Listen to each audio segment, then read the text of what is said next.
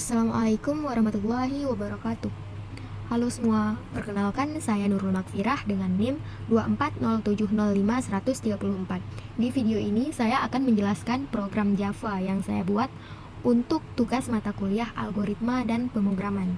Program ini adalah simulasi sistem perbankan sederhana dengan nama bank Shin dan Max. Tujuan dari program ini adalah untuk mencatat data nasabah, melayani transaksi simpan pinjam, dan menghitung saldo akhir. Mari kita bahas bagian per bagian dari kode program ini. Nah, pada baris pertama dan 2 kita mengimport library. Di awal program kita butuh alat bantu library tambahan seperti ArrayList. ArrayList dipakai untuk menyimpan banyak data seperti nama-nama nasabah dan saldo akhir mereka. Ini seperti daftar panjang yang bisa kita tambah-tambah terus. Dan scanner. Nah, scanner ini digunakan untuk membaca input dari pengguna. Artinya, saat pengguna mengetik sesuatu, program bisa membacanya. Nah, di baris keempat ini kita mendeklarasikan kelas. Di sini kita mulai membuat kelas atau kerangka utama program. Ini kayak kita bikin rumah besar tempat semua logika program tinggal. Kita namain rumah ini sistem perbankan. Nah, di baris kelima ini ada public static void main. Di bagian ini adalah tempat program pertama kali dijalankan. Saat kamu menekan run, semua proses akan dimulai dari sini. Bisa dibilang ini adalah jantung program. Nah, di baris 6-8 ini menampilkan judul program. Tujuan baris ini itu memberi tampilan awal agar pengguna tahu isi program apa. Isi program ini apa. Teks ditampilkan di layar supaya pengguna merasa sedang berada di aplikasi perbankan. Di baris 10-15 ini membuat 6 scanner. Scanner digunakan untuk membaca masukan dari pengguna. Kita pakai 6 scanner agar tidak terjadi konflik saat membaca berbagai jenis input seperti teks string dan angka integer. Di baris 17-18 ini kita buat daftar ArrayList. Nah, di sini kita butuh menyimpan data banyak nasabah. Maka kita akan membuat array nama untuk menyimpan nama setiap nasabah dan array total akhir untuk menyimpan saldo terakhir masing-masing nasabah. ArrayList itu fleksibel, bisa tambah data terus selama program jalan. Di baris 20 sampai dengan baris 22 ini kita mendeklarasikan variabel. Di sini kita deklarasikan banyak variabel untuk menyimpan sementara data dari pengguna. Seperti nama, nomor HP, keperluan ini untuk data diri dan jenis transaksi. Nah, sedangkan saldo, simpan, dan pinjam digunakan untuk perhitungan transaksi uang. Di baris 24 dan 25 ini perulangan nasabah. Jadi, program ini mendukung lebih dari satu nasabah. Jadi, kita buat perulangan. Dengan perulangan do while. Program akan terus mengulang proses jika ada nasabah berikutnya. Baris 26 dan 27. Nah, di baris ini kita input nama nasabah. Di baris ini buat minta input nama nasabah, kita pakai sistem outPrint buat nampilin teks ke layar, yaitu dengan nama nasabah. Terus kita baca input dari user pakai input 1.nextLine. Kenapa nextLine?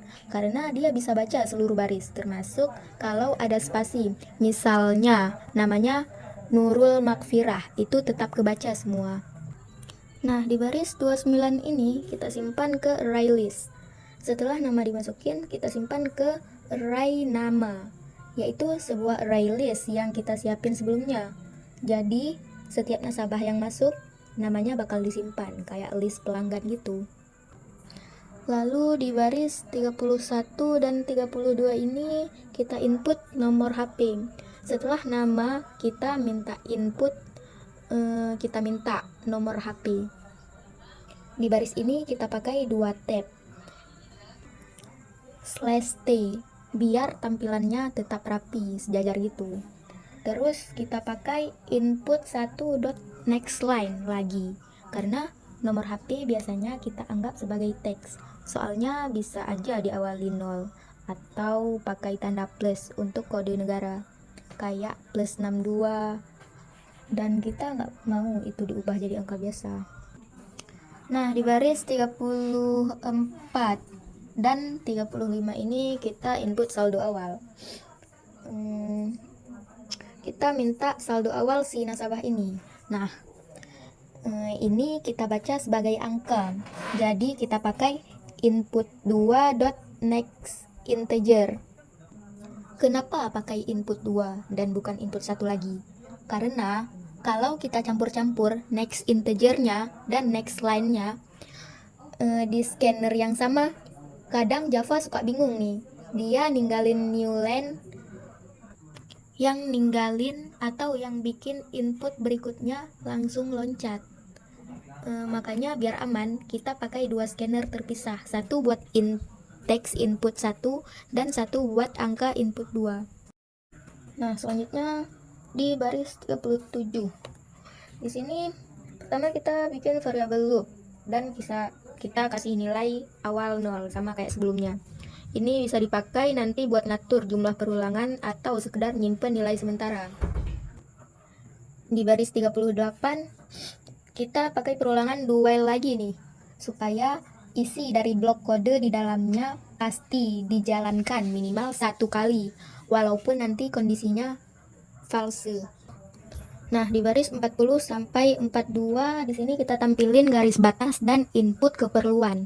Setiap kali masuk perulangan kita tampilin garis batas biar lebih enak dibaca aja. Terus kita tanya ke user, keperluannya apa? Misalnya, dia mau nyimpan uang atau ambil uang. Kita bacanya pakai input 3.nextLine supaya input dari user bisa kebaca semua, termasuk kalau dia nulis simpan atau tarik. Nah, di sini aman pakai next line karena sebelumnya belum ada next integer. Jadi nggak ada masalah dengan sisa enter. Nah, di baris 44 ini kita cek apakah user ingin menabung atau simpan. Di sini kita pakai if buat cek. Kalau user nulis simpan, berarti dia mau menabung. Nah, kita pakai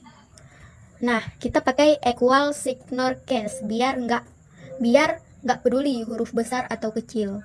Jadi mau nulis simpan huruf kecil atau simpan huruf besar semua bakal diterima. Nah, di baris 45 dan 46 ini kita input jumlah uang yang mau disimpan. Kalau user memang mau simpan uang, kita tanya berapa total yang mau ditabung. Lalu inputnya kita baca pakai input 4.nextInteger karena ini angka, nilainya langsung disimpan ke variabel n@simpan. Nah, di baris 47 ini kita membersihkan buffer. Setelah baca angka pakai next integer, kita langsung panggil input 4.nextLine buat bersihin buffer. Kenapa? Karena next integer ini nggak ambil karakter enter waktu user pencet enter. Jadi, kalau kita langsung lanjut pakai next line setelahnya, dia bakal kebaca kosong. Makanya kita buang new line itu dulu di sini supaya input berikutnya tetap aman. Kita lanjut baris 49 sampai dengan 50. Di sini kita cek simpanan kecil kurang dari atau sama dengan 50.000. Kalau jumlah yang ditabung itu kurang dari atau sama dengan 50.000, bank bakal ngurangin 2% dari uang yang ditabung. Mungkin ini semacam biaya administrasi atau penalti karena terlalu kecil. Misalnya, kamu masukin 50.000, maka yang disimpan sebenarnya cuma 49.000 karena dipotong 2%. Rumusnya, uang kurang uang kali 2%. Nah, di baris 51 sampai dengan 52. Di sini simpanan sedang. Kurang dari atau sama dengan 150.000. Ini lebih dari 50.000. Potongannya lebih ringan, cuma 1%. Misalnya, kamu nabung 100.000. Yang masuk ke tabungan adalah 99.000. Jadi, makin besar uangnya, makin kecil potongannya. Di baris 53 sampai dengan 54 ini simpanan lumayan besar, tapi kurang dari 50.000 dan lebih dari 150.000. Kalau kamu nabung lebih dari 150.000 tapi masih di bawah 500.000, malah dikasih bonus 5%. Contohnya nih, kamu nabung 200.000, bank bakal nambahin 10.000, jadi total yang disimpan 210.000. Seru ya mulai dapat bonus gitu. Nah, di baris 55 sampai dengan 56 simpanan besar. Ini 500.000 ke atas. Kalau yang kamu simpan itu 500.000 ke atas, kamu dapat bonus paling gede, yaitu 7%. Jadi, misalnya, kamu nabung 1 juta. Bank nambahin 70.000. Totalnya jadi 1.070.000.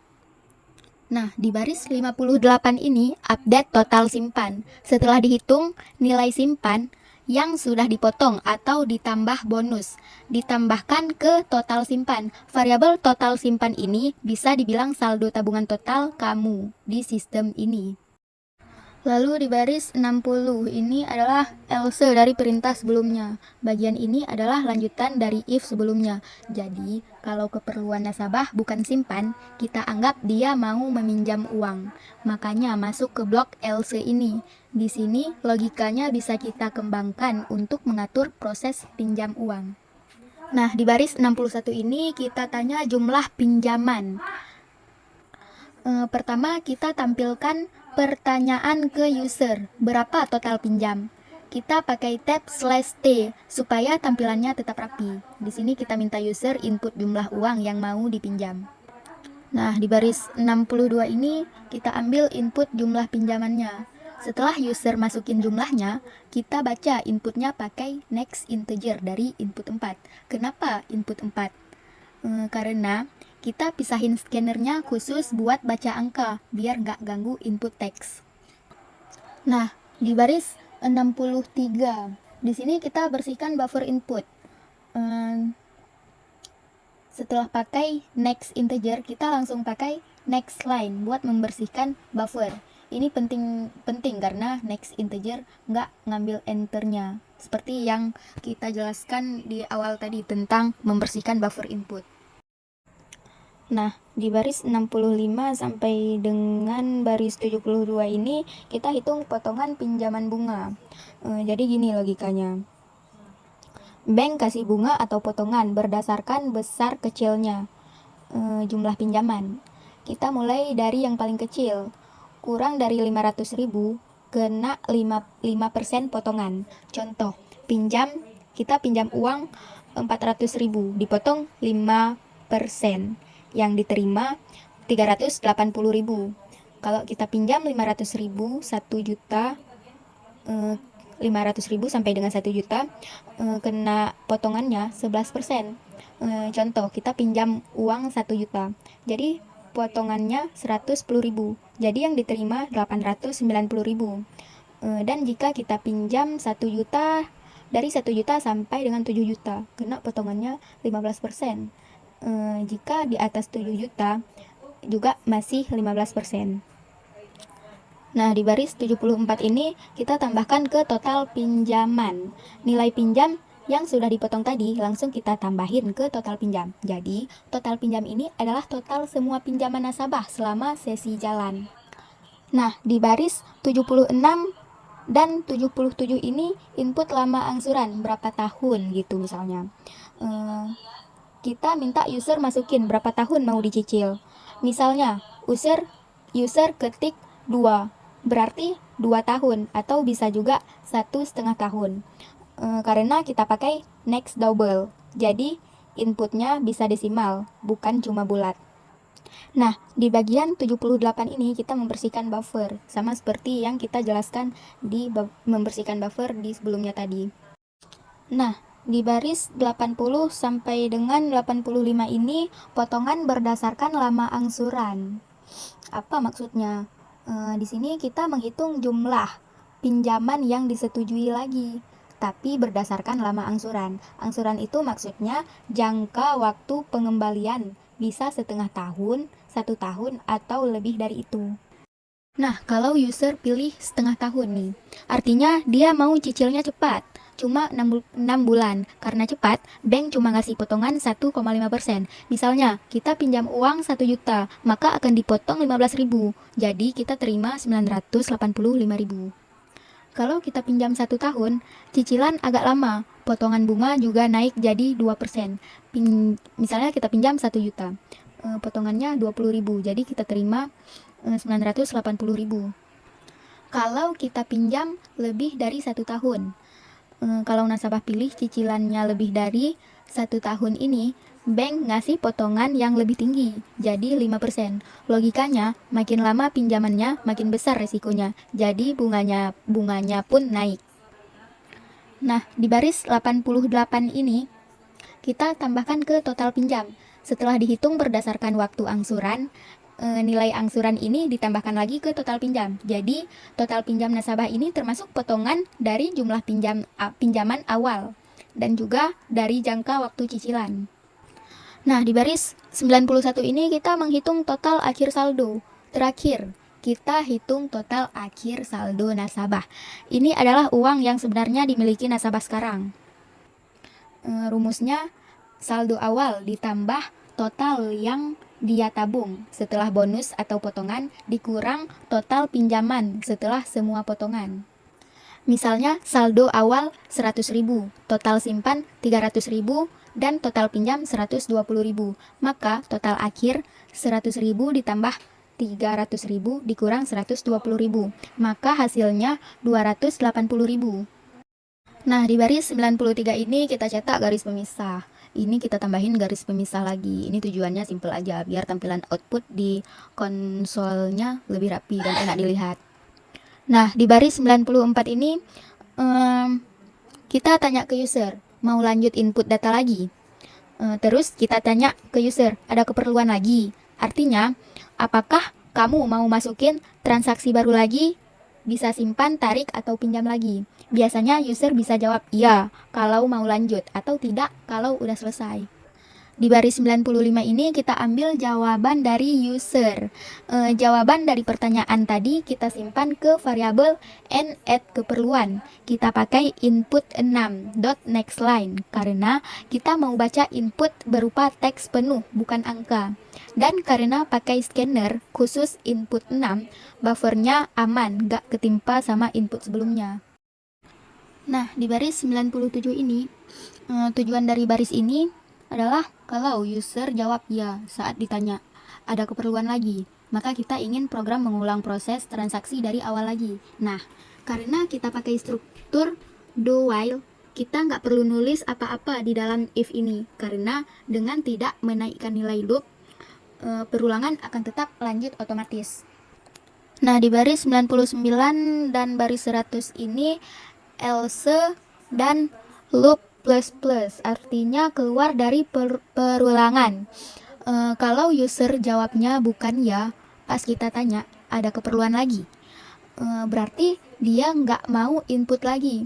Jadi kita tambahin nilai loop jadi 1 karena kita pakai struktur do while loop kurang dari 1. Begitu loop jadi 1, perulangan selesai dan program lanjut ke bagian bawahnya. Nah, di baris 102 ini penutup perulangan do while juga. Ini adalah bagian akhir dari perulangan. Selama nilai loop masih kurang dari 1, maka program akan terus ngulang dari awal do. Tapi begitu loop jadi 1, karena user jawab tidak, maka program keluar dari perulangan. Nah, di baris 104 ini kita cetak garis pemisah lagi nih, untuk tahu batasannya lah. Nah, di baris 105 sampai baris 106 ini kita tanya cetak buku. Selanjutnya program nanya ke user gitu, apakah dia mau cetak buku tabungan. Jawaban dari pertanyaan ini kita simpan ke variabel cetak. Misalnya, user jawab iya, maka nanti bisa kita kasih logika untuk menampilkan nama nasabah, saldo awal, total simpanan, total pinjam, dan total akhir saldo, tergantung fitur program. Nah, Catatannya, kita harus pastikan input scanner tidak bermasalah dari input sebelumnya, dan input 6.nextLine cocok di sini karena kita input string teks bebas dari user. Nah, di baris 108 ini kita ngecek apakah user ingin cetak buku. Di sini kita ngecek apakah user tadi jawab iya waktu ditanya cetak buku. Kalau iya, maka berarti dia mau mencetak buku tabungan. Nah, catatannya, kalau kamu mau inputnya gak sensitif, besar atau kecil, misalnya huruf kapital ya dan huruf kecil ya, kamu bisa pakai cetak equal signor case.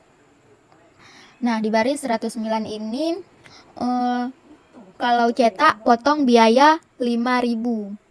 Kalau cetak buku, saldo akhirnya dipotong biaya cetak sebesar 5.000. Misalnya, total akhir sama dengan 200.000, maka hasil yang ditampilkan ke user adalah 195.000. Nah, di baris 110 dan 111 ini kalau kita tidak cetak saldo utuh. Kalau user jawab tidak, maka saldo akhir tidak dipotong. Jadi, tampilkan total saldo apa adanya. Nah, di baris 114 ini kita cetak saldo akhir ke layar. Ini bagian yang nunjukin hasil akhirnya ke user. Saldo terkini atas nama, misalnya Nurul Makfirah, adalah jumlah uangnya 100.000. Udah kayak kita bikin notifikasi atau struk dari bank. Nah, di baris 115 ini kita simpan ke dalam array. Misalnya kamu menyimpan nilai total akhir ke dalam array gitu. Artinya kalau program ini jalan untuk beberapa nasabah, semua total saldo akhir mereka bisa disimpan dan diproses nanti, misalnya buat laporan harian. Nah, di baris 117 ini kita buat lagi garis pembatas untuk membuat tampilannya lebih rapi, seperti yang kita jelaskan di awal tadi. Nah, lanjut di baris 118. Di sini kita menggunakan sistem outprint. Artinya program akan mencetak tulisan ada nasabah lagi, tapi tidak langsung pindah baris. Ini penting karena kita ingin pengguna langsung mengetik jawabannya di sebelah kanan teks itu. Misalnya dia ketik ya atau tidak, jadi kesannya program kita lebih interaktif. Nah, di baris 119 ini buat nangkap jawaban dari pengguna. Jadi apapun yang diketik user tadi bakal disimpan di variabel nasabah. Nanti kita bisa pakai ini buat ngecek, dia mau lanjut nggak nih? Kalau jawabannya tidak, ya udah prosesnya selesai. Tapi kalau jawabannya ya program lanjut lagi proses nasabah berikutnya. Nah, di barisan 123 dan 124 ini bagian else, dan loop 1. Jadi ini tuh bagian dari pengecekan. Biasanya setelah kita nanya sesuatu ke user, kalau kondisinya nggak sesuai, misalnya dia nggak masukin jawaban yang kita harapkan, maka nilai loop 1 ditambah 1. Kenapa? Karena kita pengen keluar dari loopnya. Jadi, misalnya user jawabnya tidak atau salah, program akan tahu, oke, cukup, kita lanjut aja ke bagian berikut. Nah, di baris 131 dan baris 132 ini melakukan perulangan menampilkan semua nasabah. Yang ini bagian paling penting di akhir program. Kita looping alias ngulang dari awal sampai akhir list nasabah yang udah kita input tadi. Di sini pakai for loop, mulai dari R sama dengan 0 sampai R lebih kecil dari ukuran array. Nah, kita punya dua array nih. Array nama buat nyimpan nama-nama nasabah dan array total akhir buat nyimpan saldo mereka. Jadi, di tiap perulangan kita tampilkan nasabah keberapa, namanya siapa, dan saldo akhir dia berapa. Contohnya, kalau ada 3 nasabah, si Andi, Budi, dan Caca, maka nanti di layar bakal muncul nasabah ke-1 dengan nama Andi, total saldo saat ini adalah Rp 150.000. Nasabah kedua dengan nama Budi, total saldo saat ini adalah 220.000. Nasabah ketiga dengan nama Caca, total saldo saat ini adalah 185.000. Demikian tugas akhir algoritma dan pemrograman dengan tema sistem perbankan, bank, Sishin, dan CMax. Melalui program ini, kami belajar menerapkan logika dasar pemrograman Java dalam membuat simulasi sistem simpan dan pinjam. Semoga tugas ini bermanfaat dan dapat menjadi langkah awal untuk pengembangan sistem yang lebih kompleks ke depannya. Sekian dari saya, mohon maaf bila ada kekurangan. Saya Nurul Makfirah, pamit undur diri. Wassalamualaikum warahmatullahi wabarakatuh.